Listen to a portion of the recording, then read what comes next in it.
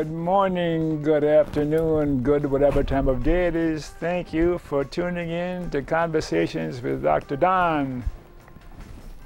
For your first-time viewers, Conversations with Dr. Don is an ongoing series of 1-hour standalone talk shows where I interview interesting people, like most of you out there, about who they are as unique, one-of-a-kind individuals and about whatever it is we've decided to talk about.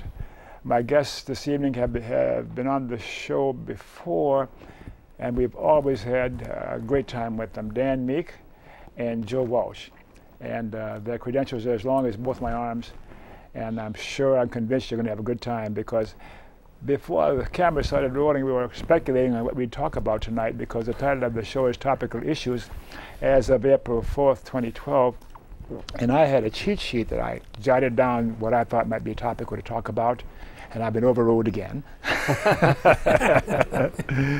Dan Meek is delightful, thinks we should talk about the Supreme Court.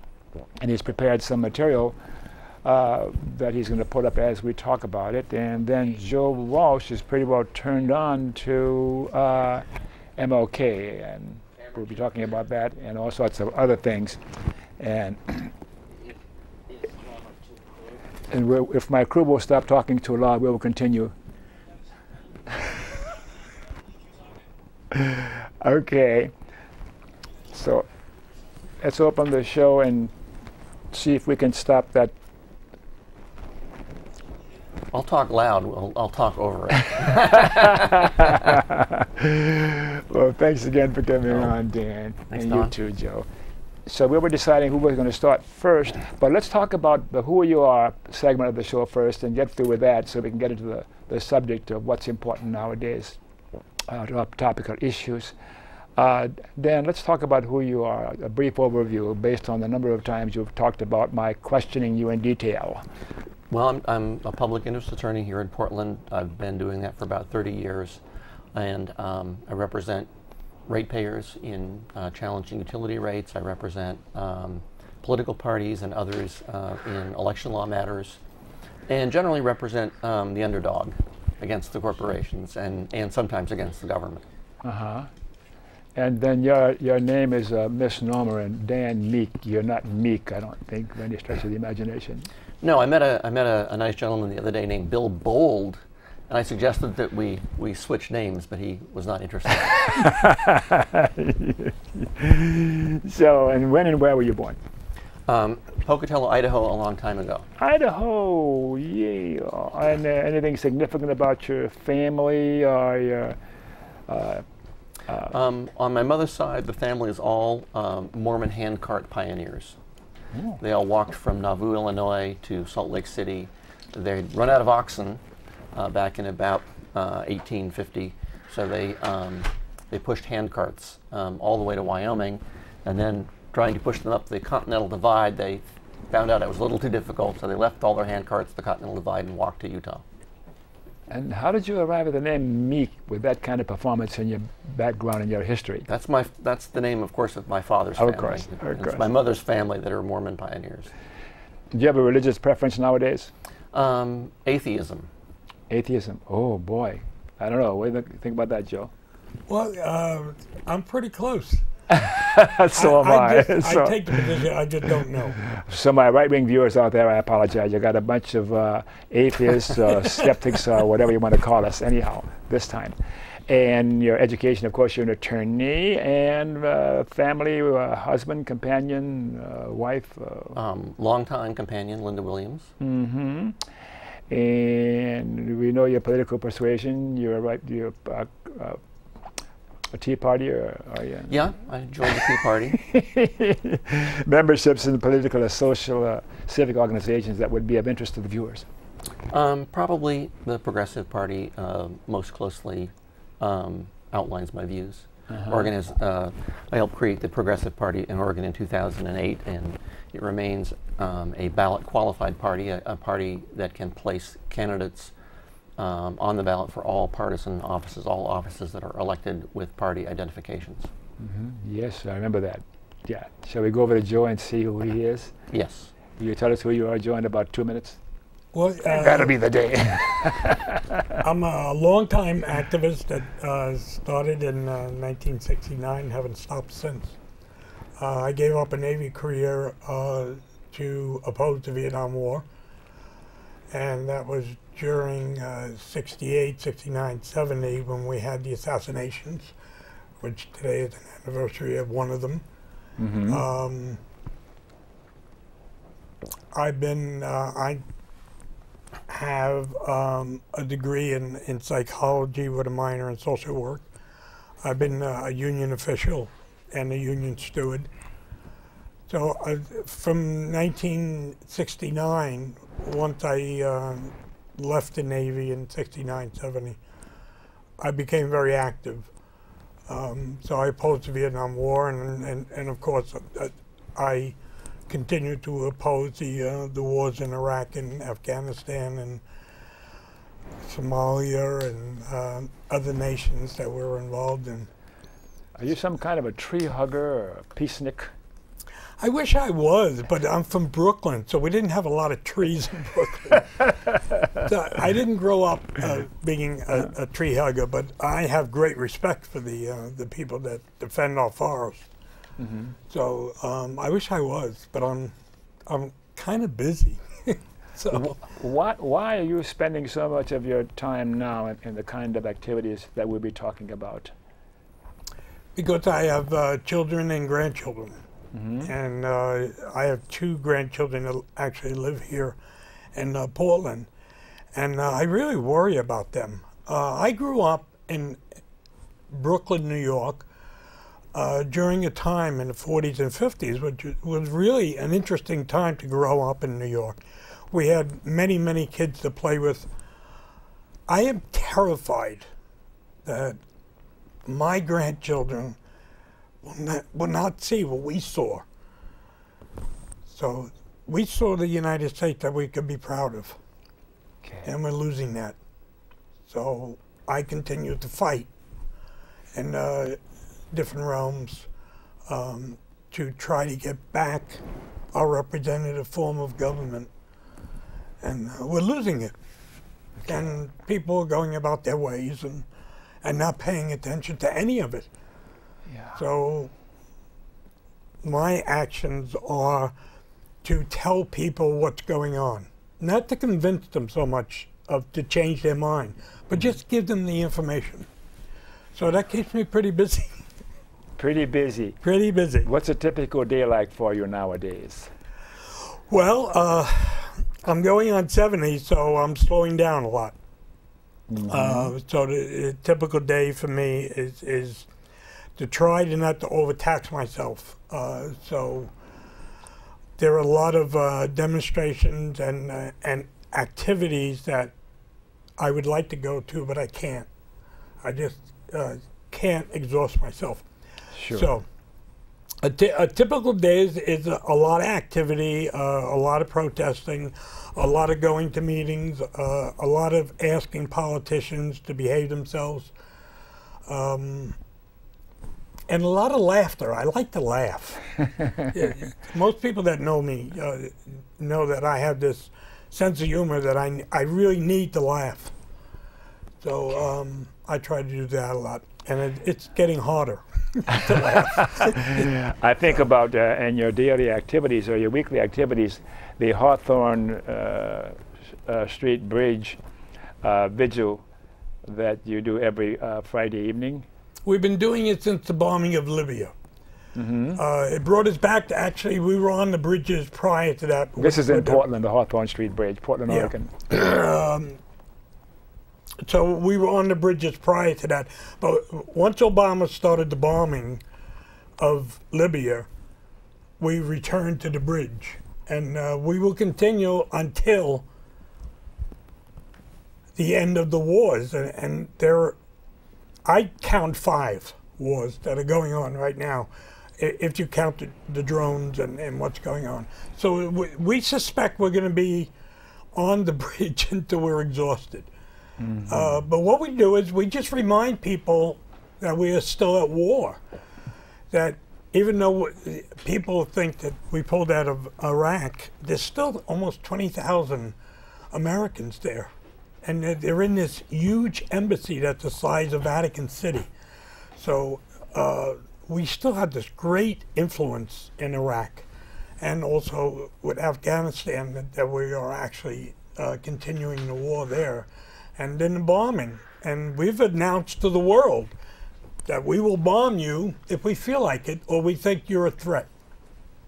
Wow. And that's amazing if you think about it, that the United States of America would say that we have a right to go into your sovereign country and kill your citizens because we've judged them without trial, without evidence. We've judged them to be terrorists. Who's the we you're talking about? We've judged them. Our government, the United States foreign policy, has the right, as of today, to kill anybody in the world, including American citizens. So it sounds like you're very happy with the Obama administration. No, I'm not. I did not vote for him.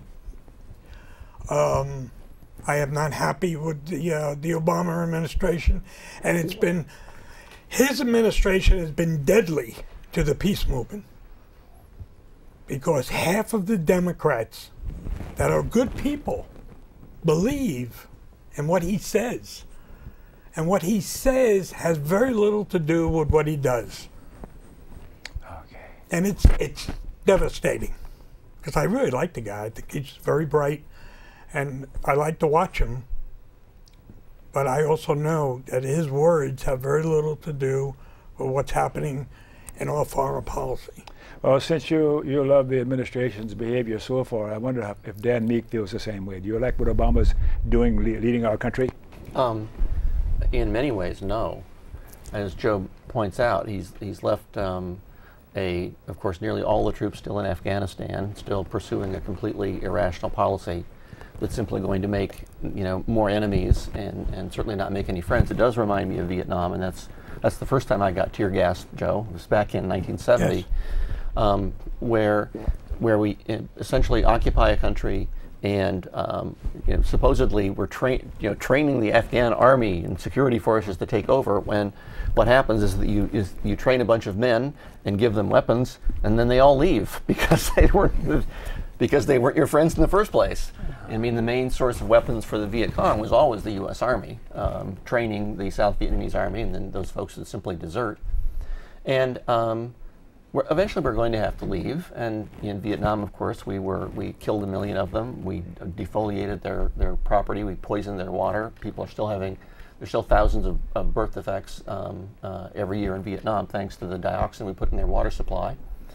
So the longer you're there, the worse it is, and it's not going to accomplish anything, because eventually we have to leave, and the folks there will take matters into their own hands in any event.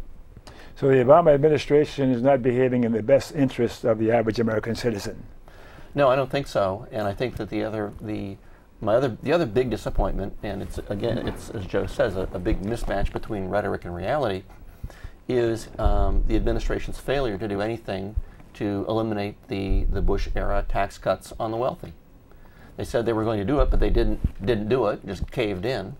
And it seems that at every opportunity to do something with any element of economic justice to it, the administration caves in. You used a couple key words there. You talked about tax cuts, and then you mentioned economic justice.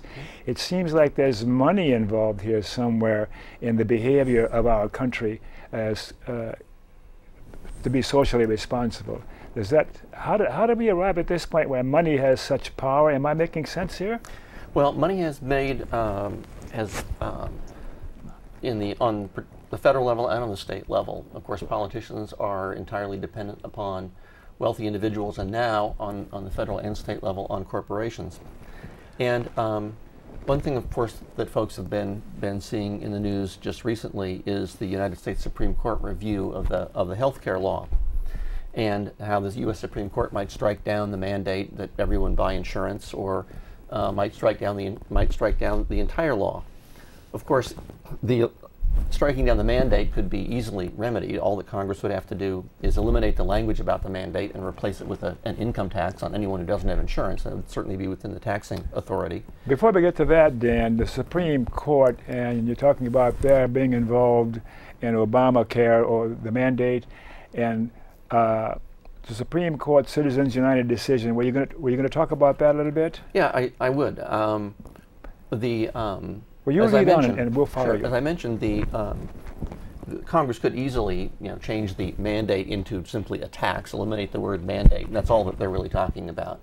That's the only hook that the Supreme Court has. The 5 so-called conservative justices of the Supreme Court have to invalidate the law is that it's a mandate. Well, eliminate the mandate. It's simply a tax on uninsured folks.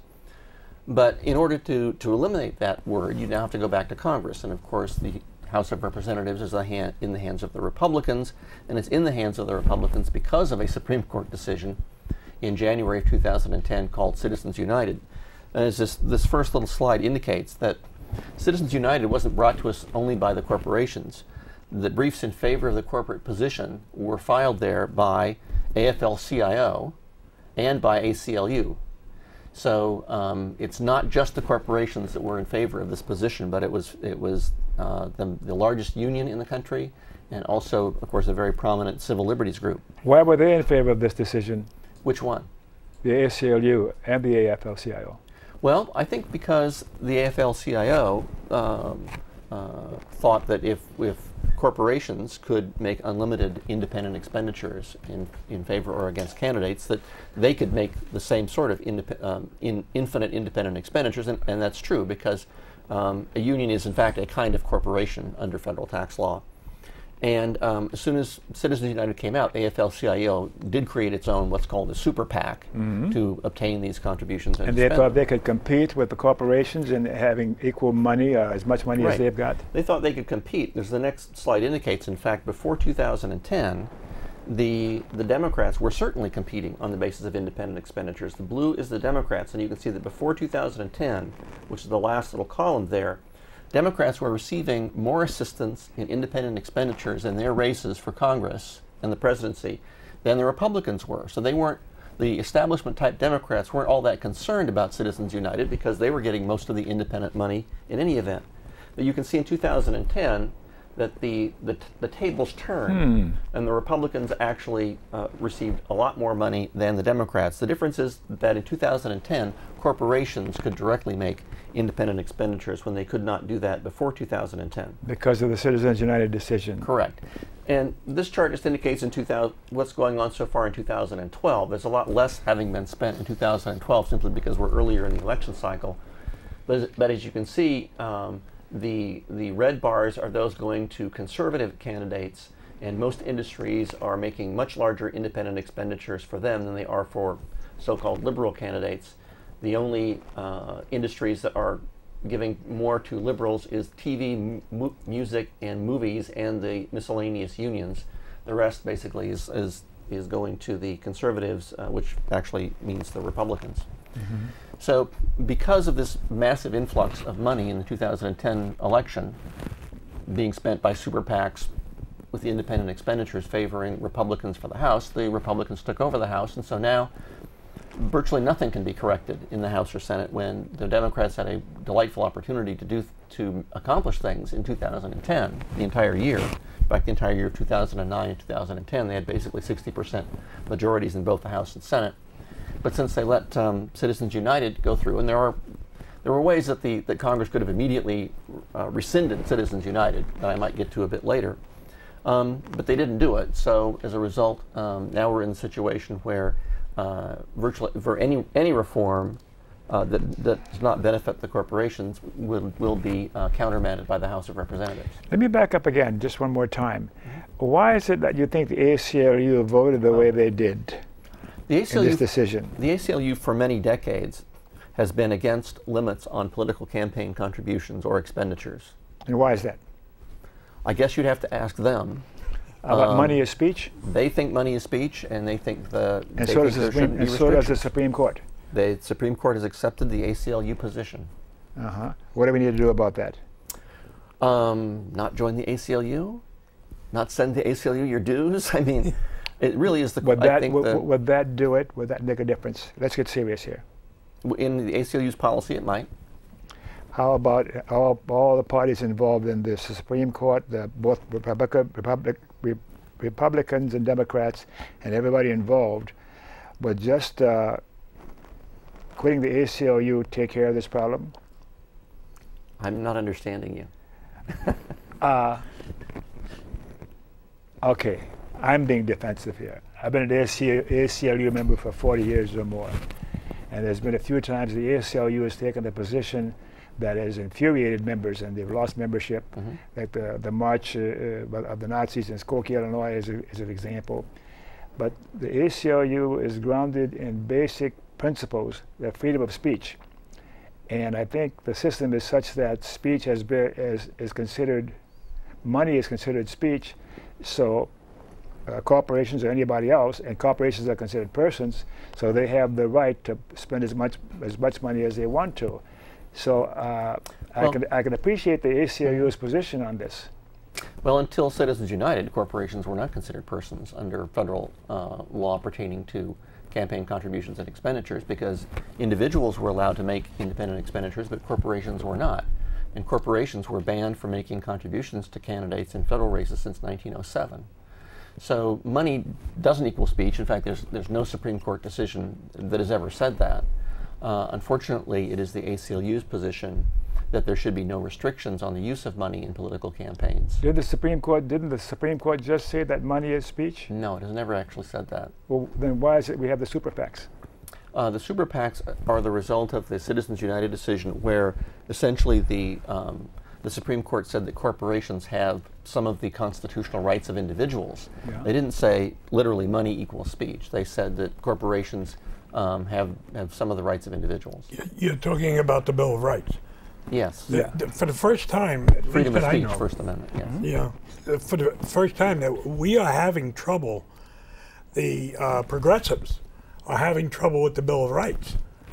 Think about that.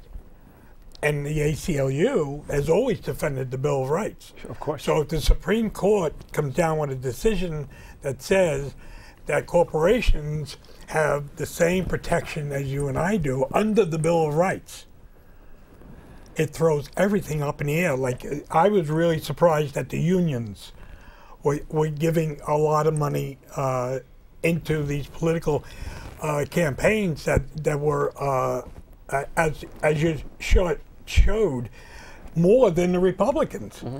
That was a big surprise to me, because I said, well, why would the unions do that? And think about it, the unions give most of their money to the Democrats. Nearly all. Except for some unions. Yeah. Some unions, but I'm saying that most of the money goes to the Democrats, and most of the corporation money goes to where? It goes to the corporations. So we have this divide. We have the Republicans on one side and the Democrats on the other, and this Supreme Court, and I don't agree with this decision, boxed up Congress. So Congress couldn't do anything because the Republicans wouldn't help the Democrats, and the Democrats wouldn't help the Republicans. So now we're stuck. We have these millions of dollars going into these super PACs. Well, one thing is that Congress, when it was in Democratic hands in the year 2010, that is, Citizens United came down in January of 2010. Congress was very heavily Democratic until January 2011, when the Republicans took over the House. And during that period, the Democrats could have countermanded Citizens United. One thing they could have done is simply pass a law that forbids the U.S. Supreme Court from reviewing the constitutionality of laws that pertain to elections. They could have done that. Yes, as this next slide indicates, that there's a clause in the Constitution called the Exceptions Clause. Actually, the entire jurisdiction of the federal court system is defined by Congress. Under Article 3 of the Constitution, it says the court shall have such jurisdiction as the Congress shall provide, and subject to such exceptions as the Congress shall provide. So there have been many different cases over the years, and this slide indicates some of them: the Illegal Immigration Reform Act, Prison Litigation Reform Act of 1996, the False Claims Act from 100 years ago, that expressly state that the federal courts and the Supreme Court shall have no jurisdiction to review this particular law. And Congress could have passed a law saying that about campaign finance reform laws. What Citizens United was about, in particular, was about the McCain-Feingold Act. Congress could have said McCain-Feingold Act is not subject to the Supreme Court's jurisdiction to review, and that's all it had to say. And as I indicate, the Congress has done this many times in the past. Why didn't the Congress do that this time? It didn't. The Democrats. It was up. Remember, in the year 2010, it was up to the Democrats to do that, and they didn't want to do that. Remember what the chart showed. The chart showed that before 2010, they were getting more independent expenditure money than the Republicans. They were getting more benefit from it. They didn't see it as a threat. And by they, I mean the establishment Democrats or the leadership Democrats on Congress. Didn't see it as a threat, so they didn't do anything about it. Of course, once the Republicans and once the corporations had the opportunity to support the candidates that they really like, who are the Republicans, they took that opportunity and took over the House, so now the Democrats can't change the jurisdiction of the Supreme Court even if they wanted to. Now, I took you away from what you were talking about, the Obamacare situation. You want to go back to that? Oh, well, I was just, all I was going to say about that is that the healthcare decision, which is in the news, is subject to all sorts of dire predictions. But I would just like to point out that the Supreme Court has done a lot worse things in the past year. Really? Oh yeah, that has received virtually no publicity at all. One of them is a case coming out of Arizona. The Supreme Court struck down Arizona's law that provides for public funding of elections. They took out a crucial component of that law that says that if you're a candidate who has qualified for public funding by getting $5 contributions from 400 separate voters, you get a grant. Like if you're running for the House of Representatives in Arizona, you get a grant of $21,000. But if your opponent is privately financed, receiving contributions from private sources, spends over a threshold amount of money, you get an additional grant of up to $43,000 depending upon what your opponent is spending. Now, all of that is chump change in Oregon. In Oregon, it takes about $500,000 to win a contested House race. But in Arizona, it takes a lot less money because there are limits on private contributions. The Supreme Court said, no, you can't penalize the privately funded candidate by giving his opponent an extra grant of public money depending upon the amount that the privately funded candidate raises from private sources. So that essentially cripples public funding of election laws in all states. If I could mention just two other decisions. One of them is Pliva versus Bensing. And these are all 5-4 decisions, by the way, with the usual 5 against the usual 4. 5-4 decision lets manufacturers of generic drugs, which comprise 75% of the drug market, off the hook for inadequate warning labels, even for drugs, in this case, a drug that had caused irreversible neurological disorders. So now, the warnings on the packages for 75% of the drugs that are taken in the United States the companies aren't responsible for them. Now, here's another one. This is the big one. AT&T Mobility versus Concepcion. 5-4 decision. It says that that corporations can essentially cheat consumers or discriminate against workers on a massive scale, knowing that if they're caught, they can only be held accountable one consumer or one worker at a time.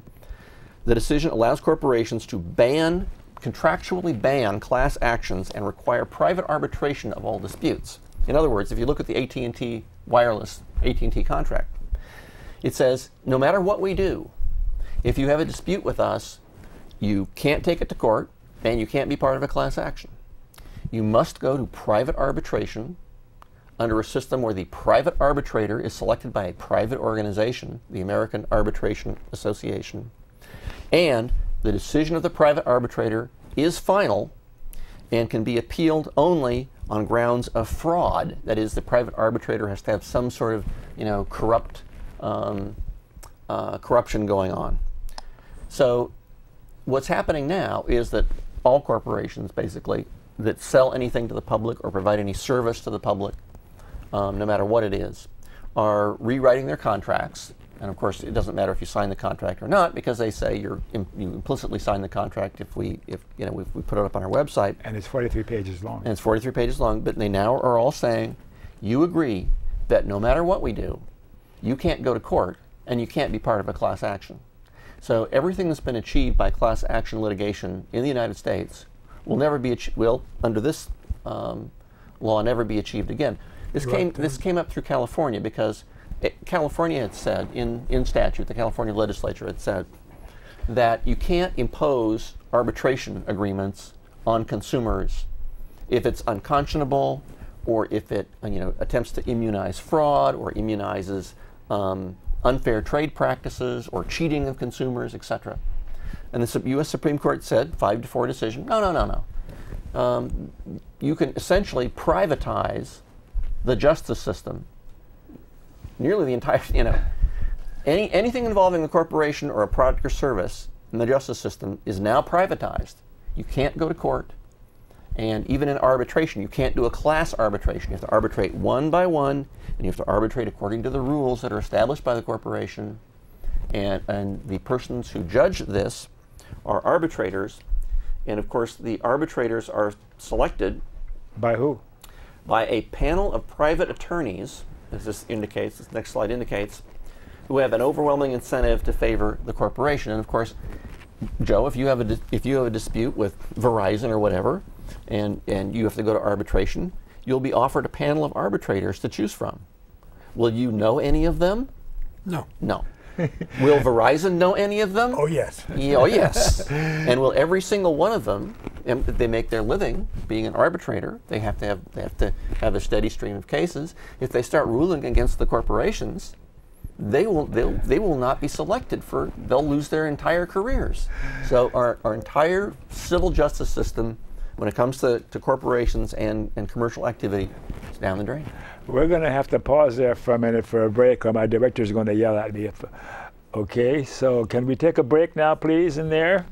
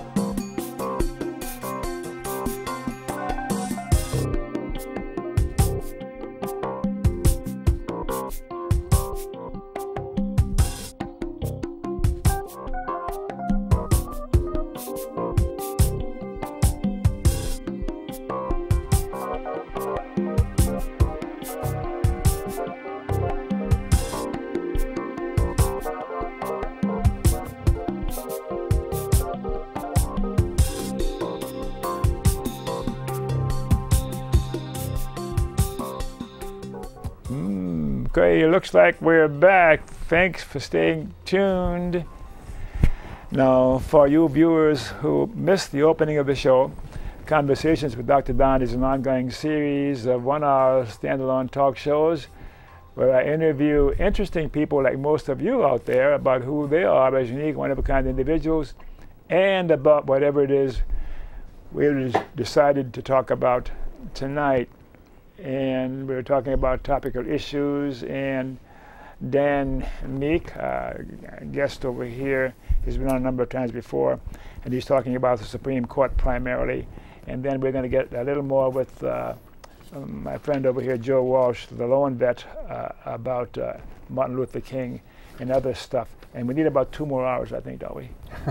Yes, we could go for a while. Let's pick up where we left off, wherever we want to go now, gentlemen. Well, I would just point out that just in the past couple of months, the U.S. Supreme Court has issued a whole bunch more 5-4 decisions. There was one just 2 days ago where the court ruled, this is the next slide, ruled on the usual 5-4, that the police can strip search people arrested for any offense, however minor, before admitting them to jails, even if the officials have no reason to suspect the presence of contraband. In this case, as usual, a black man was arrested in an anti-war protest and was strip searched upon reaching the jail. And under this U.S. Supreme Court decision, people can be strip searched for not paying their parking tickets, for example, under the theory that, well, maybe they're hiding drugs in their orifices or something. But why would anyone who, and they're planning to smuggle drugs into other prisoners? Well, but why would anyone arrested on a traffic violation?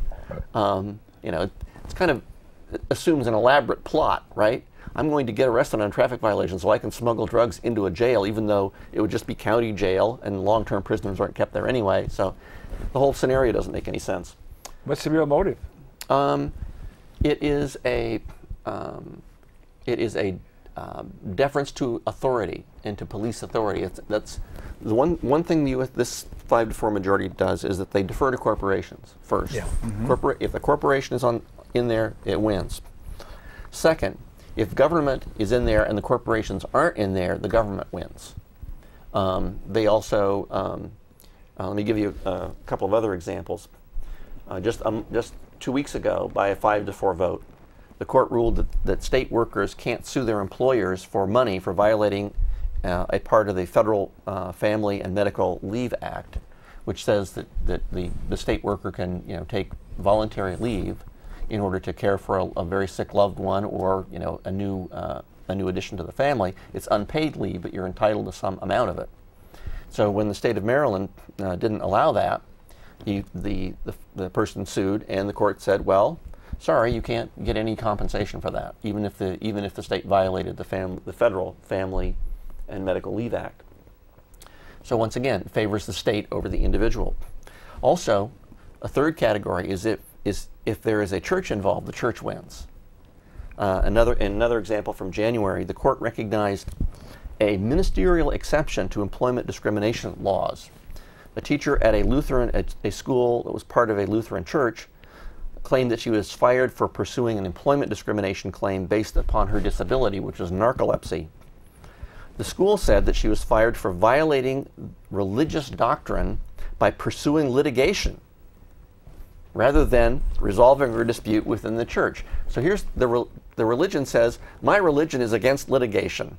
So anyone who sues me is violating the beliefs of the church, and the U.S. Supreme Court upheld that. 5-4. 5-4. 5-4. And it goes on and on. It's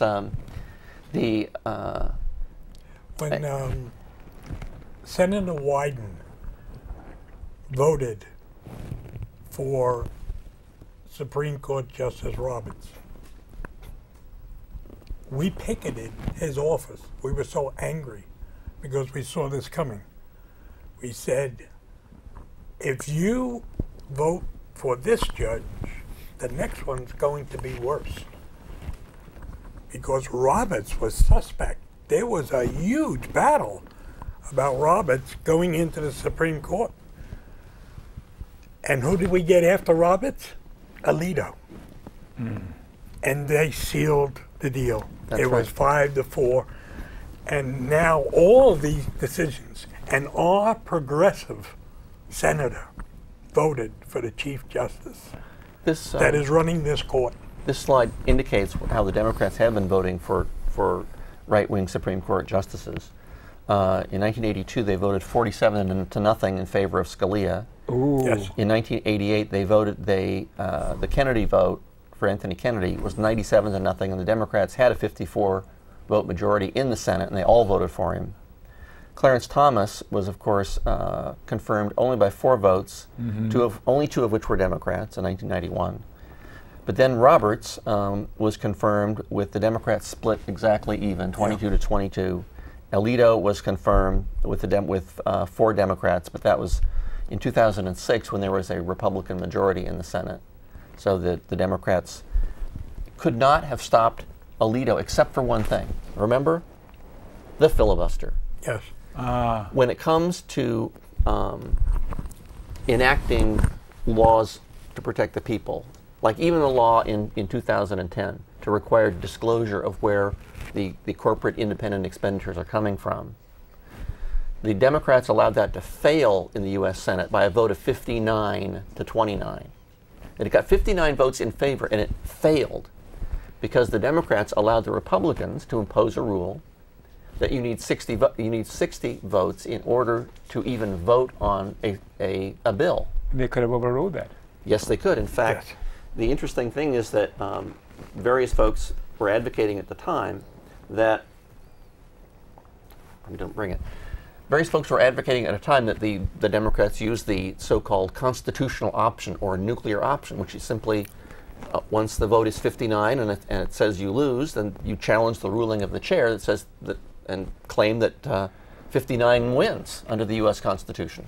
Yeah. Strangely enough, just last October, the Democrats did use the nuclear option on a minor bill involving Chinese currency regulation or something. It had to do with Chinese currency. But they've never invoked the so-called constitutional or nuclear option on an important bill. Not only did they not do that, but they promised us that at the beginning of this session of Congress, the first day of Congress, you can change the rules by majority vote. Right. So you could drop the filibuster. Senator Reid any day can stop the filibuster. And exactly what you said, the nuclear option, and that was coined by the Republicans. And the way it works is the president of the Senate is the vice president. Mm-hmm. So he actually could sit as the president of the Senate. They don't, but he could. And then there would be a vote. And then the parliamentarian would say, no, you can do the filibuster because it's the rule of the Senate. But the president of the Senate can override the parliamentarian. Anytime Reid wants to kill that filibuster, he could do it, but he won't do it because then it would show that the Democrats don't even have 50 votes or 51, and that would embarrass the Democrats. So what we have now is all of these filibusters. We have all of these judges on hold because they're being filibustered, and Reid could come in tomorrow morning and say, that's all, it's over. It's majority rules, and we're going with that. Anytime he wants. This is true, and remember back when Alito was confirmed in 2006, the Republicans had a small majority in the Senate. And when the Democrats said, maybe we'll filibuster this, the Republicans threatened the nuclear option, the Democrats backed off. They backed off. And Alito was confirmed, 58 votes, not 60. Let's close off this segment so that we can give Joe some time to talk Sure. about what he wants to talk about. You need to say something more before we stop talking about this? No. That's a lot of stuff we've talked about. I think people should be surprised by the ACLU. They should be surprised by what the unions did. And I used to be a union official, and I love unions. But people should be surprised on that. And they should look at it with an eye. And when the Democrats say, don't vote for the Republicans because we may have more in the Supreme Court, don't believe them, because they're lying to you. So we have to figure what to do about that too. So you want to talk about MLK? MLK, today is the 44th anniversary of the assassination of Martin Luther King. Uh-huh. Nothing was on the news. Our greatest fighter, nothing. It's amazing. It didn't occur to me. Except there was one exception. And at the end of his newscast, the Reverend on MSNBC, the last 5 minutes he gave the honors to Martin Luther King. Mm-hmm. And the association, what King was fighting 44 years ago when he was murdered, we are still fighting. And I present your audience to two cases. The Martin case that has been all over the news for the last month, the Trayvon Martin case, who was shot by Zimmerman. Trayvon? Yes, that case. But we also have a case, another case here in Portland called Aaron Campbell case.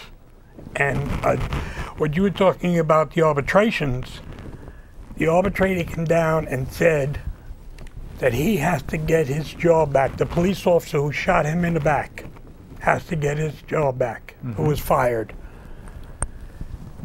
What the arbitrator said was there's 4 seconds in this case that are crucial. Just before the firing, they shot a beanbag at him. He was coming out of the house with his hands on his head, doing what the police were saying. And because one of the police officers said, take your hands off your head and put it in the air, and you didn't do it right away, shot a beanbag at him, which slaps the body. And he went like that. And also they released the dog at the same time. So here is Campbell turning around, seeing the dog coming at him, being shot by 4 or 5 more beanbags, and he runs to protect himself to go to a car, and they killed him because he ran. And because his hands came down. And his hands came down. And they said his hands came down. It was rumored that he had a gun. He could have had a gun. He could have killed somebody. And what I'm saying is all these cases, we haven't learned anything, you know? The guy was surrendering, and they shot him in the back.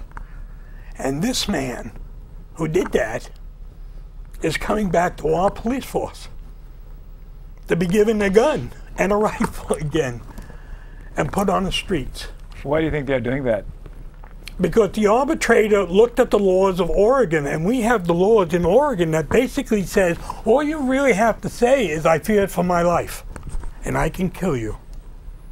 If you come at me and I take the position, I feared for my life, I feared for the life of somebody else, it's called, it stems from the castle decisions, that your castle, you protect your castle, but it's also, you don't have to run anymore to look for an avenue of escape. The Oregon Supreme Court came down with a decision that said you do not have to run, you can shoot. It's a license to kill. Is that one of those 20 states that have that? We are one of the 23 states. 23 states. And when they put that up on the TV set, and I saw Oregon as one of the states, I said, my God, you know, this is a license to kill. So I wrote to the state attorney, and I wrote to the governor, and I wrote to my representative, and I wrote to my senator, and I said, please look at these laws, because this is a license to kill. I'm still waiting. And that's our politicians. So They put these. So the things that, those kinds of things you're citing right now are the very things that Martin Luther King was. Yes, he was. Well, the night he was killed, he was defending sanitation workers. He went to Memphis, and about 6 o'clock in the evening, which is right around our time now, there was a bullet that was fired, and Earl Ray was arrested about a month later. Also, Earl Ray said he didn't do it after he was convicted. James Earl Ray, yeah. James Earl Ray. And the King family now believed that Ray was telling the truth, because there's enough information that the confession was, there was threatening of getting the death penalty, and there was some other stuff going on that we're not absolutely sure of. But he recanted almost immediately. And he said, no, no, no.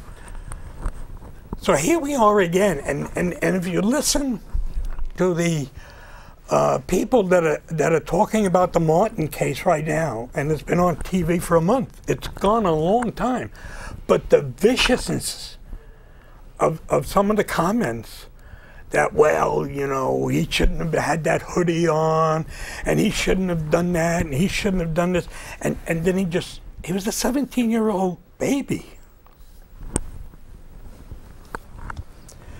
This was not even a police officer on this case. He was just part of a neighborhood watch. And there's some information that he just appointed himself. But he hasn't been arrested. So what does that say about the society nowadays, that these kinds of things are going on? All the state's attorneys, and I'll defer to Dan here because he's an attorney, all the state's attorneys should look at all these laws that says that if you commit self-defense, you no longer have to back off or look for an avenue of escape. You can use equal force that you say that the other person is going to use on you. So if somebody fires a gun at you, you can kill them. You don't have to get out of the way. You don't have to go anywhere. You can just take your rifle and shoot them. And you cannot be found guilty. How does race play into this? Well, because we've always, going back to Martin Luther King, what happened with the race relations of the police forces down south. You remember the dogs and the fire hoses against children, for God's sakes. Oh, yes. We still have that. It's still here. It's still alive. And Aaron Campbell is a good example that you can actually murder somebody and get your job back. You don't even lose your job. Back pay also. And back pay. 2 years back pay he's going to receive, minus whatever he made. But 2 years back pay, you're absolutely right. He's got to be made whole. And that's what the union language says, that wherever he was 2 years ago, you have to replace him. So you have to give him back his job, you have to give him back all his pay. Any promotions that he missed because of being away, you got to give him that too. Is there any racism involved in this? Yes. Mm-hmm. Are things going to get better from now on, or worse, or is it going to depend on the presidential elections coming on? The American people belong to a club that I call, I don't want to know, Lord. Don't tell me nothing. I don't want to know about racism. I don't want to know about this kid being killed a month ago by this other guy that obviously disregarded everything the police were telling him. I don't want to know. Not me. And that's not true. People are beginning to learn that it is them by the evictions in houses, by people losing their house now. So it is going into the general population, and people have to wake up and they have to understand that being a citizen in a republic is hard work. How do we get them to wake up? I don't know. I wish I had the answer to that. Yes, you do. Well, I think what you do is people should not wait for a big demonstration. They should do it themselves. They should go on the streets like we do. Sometimes we only have 2 or 3 people on the Hawthorne Bridge, but we have a sign that says we are still at war, and everybody that passes us must look at that sign and think about what's going on. For 2 or 3 seconds, they think about what's going on. So people should do that. They should talk more and not fear. We're also afraid of everything. Is our country approaching fascism or moving in that direction? What do you think, Dan? Absolutely, yes. Yes. What do we need to do, in addition to what Joe's saying? One thing that folks can do is keep in mind this slogan: vote against the ads. If you see an ad for a politician running for office, vote against them. Yeah. Period. If everybody voted against the ads, and particularly against the ones they see most often, we would be far better off, because that would mean that money was no longer buying the office. We keep sending back the same politicians over and over again. I think the incumbent rate is what, 97% or 96% that they get voted back into office? Right. I mean, how could people vote for Senator Wyden, who voted for the Chief Justice of the Supreme Court that you just spent a whole lot of time telling us is screwing us left and right? How can people vote for him again? But they do. Large numbers. Is Romney going to be the nominee for the Republican Party? Yes. And who's going to win in the presidential election? Obama will win overwhelmingly.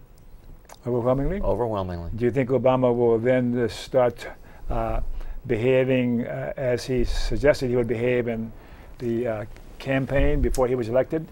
I don't think so. I think what we're seeing is bait and switch part 2. Yes. That is, he ran as a populist, and to get elected in the first place, he governed as a right-wing defender of the banks and the insurance industry and the wealthy. And now he's back running as a populist again, and I just think it's bait and switch part 2. Oh, this is really sad, but it looks like we're going to start winding down because my director is going to yell at me. Keep your pens and pencils handy out there because you may want to jot down something that we will show you in the closing credits. I invite you to give us feedback, both positive and negative, about any aspect of the show. And I mean, it helps us to give you a better show in the future. Now, a few public service announcements. Oh, we're going to tell you about how to get the Dr. Don local broadcast schedule. Go to my website, www.donbm.com, and click on, and then I guess we're going to tell you about how to get my shows on the web. My website again, click on favorite links, and we'll tell you how to do that. Now we're going to tell you about the ACLU. We've been talking about the ACLU here tonight. I'm not sure how successful I was in defending the ACLU, and I'm still mad at them.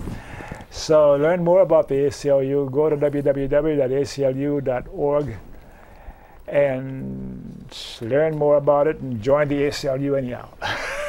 Don't say anything. And then protest. And then protest, yeah. And now I'm going to tell you about how to get Dr. Don's shows by other stations. Ask your local public access station to go to www.pegmedia.org to get Dr. Don's shows broadcast by other stations around the country. And now about corporate personhood. This is the most important one. To end corporate personhood now, go to www.movetoamend.org. I think we're in so much difficulty in this wonderful experiment called America and democracy by the power of corporations. We've got to end corporate personhood. So go there and learn how to do that. And okay, now I want to say thanks for watching, and remember KFC, not Kentucky Fried Chicken, Dr. Don's KFC. Kind, friendly, and charitable. Be kind, be friendly, and be charitable to you too, and you too, and you too, Joe. Thanks again for watching. Good night.